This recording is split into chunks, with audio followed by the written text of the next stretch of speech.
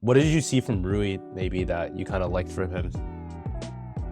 I really like his decisiveness. This is something I always thought back when he was in Washington, because as a Wizards fan, I watched him a lot, and um, he has the skill set. There's no doubt, but he just wasn't.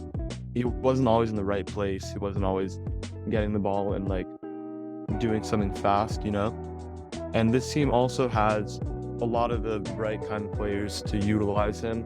Like they can find him getting to the basket. If he's cutting, LeBron can find him. And if not, like he still has the ability to pull up. He just kind of has one of those games where like there's a lot of things on offense, scoring wise, that he can do pretty well. And he's learning how to like make the use of everything that he has. Yeah, just going through some of his from plays last night. I mean, a lot of it were those kind of back cuts where he, like you're saying, he makes those quick decisions. Attacking a closeout, driving baseline. He had the play where like LeBron made it look like he like kind of called him up to come up to set like a ball screen. And Jokic was guarding Rui, and then Jokic was kind of a little bit out of position, playing it a little lazy. So Rui immediately back at LeBron through the lob over the top for the dunk.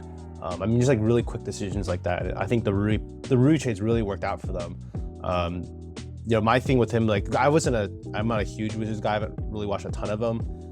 But to me, Rui, I didn't really know if he just knew how to like actually play with a high level of feel, because you kind of see a lot of those like mid-range jumpers. He's kind of hunting those, and you're like, those are like okay shots, but like I don't think that's not like bending a defense. That's a defense is gonna live with that.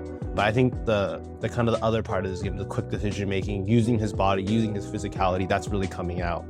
But kind of zooming out back on the game a bit, I think the big thing for me with the Lakers is just like it's such a huge storyline is just LeBron and AD conserving their energy, because when they're playing with force, they're getting downhill. I mean, like, it honestly felt like the Nuggets couldn't really do anything to stop them from getting any shot they want at times, and especially in the first half, LeBron was getting downhill. I mean, they had that sequence. I don't know if you remember. It was somewhere like second, third quarter. LeBron was just calling Michael Porter Jr. up, or Lonnie Walker. He was guarding Lonnie Walker, Michael Porter Jr. And Lonnie Walker would just come up and kind of just set those like go screens, set those ball screens, and just let LeBron get downhill. I literally tweeted this. I'm like, LeBron's literally just walking to the rim because Jokic wasn't on the floor. There was no one at the basket. Like, he was just getting there whenever he wanted. And that was the time when he like had the layup and he like hit underneath the rim. I don't know if you remember that one. I tweeted this yesterday. I thought it was really interesting that the Lakers have a guy who on any given play can just get a good look. Like, he can hunt a mismatch and it's a good look, and that's LeBron. But the issue is, like you said, the energy thing.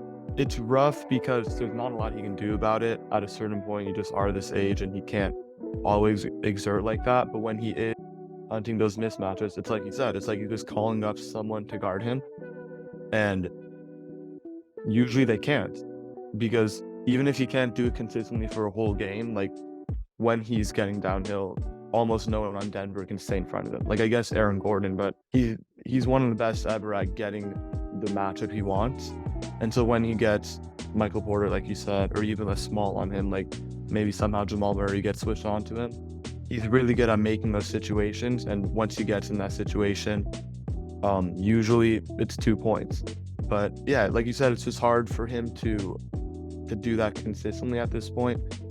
And that really hurts them, because you essentially have your best player limited for a lot of the game. And you just kind of have to hope that it can be enough until the game gets far enough that he's like fully exerting himself. And I don't blame him for this, but it's something I've never even really seen a team have to deal with. Like, it's such an interesting situation that I think is kind of a little unprecedented, because we've never had a team have to rely on someone at this age, I feel like, because no one's ever been this good at this age.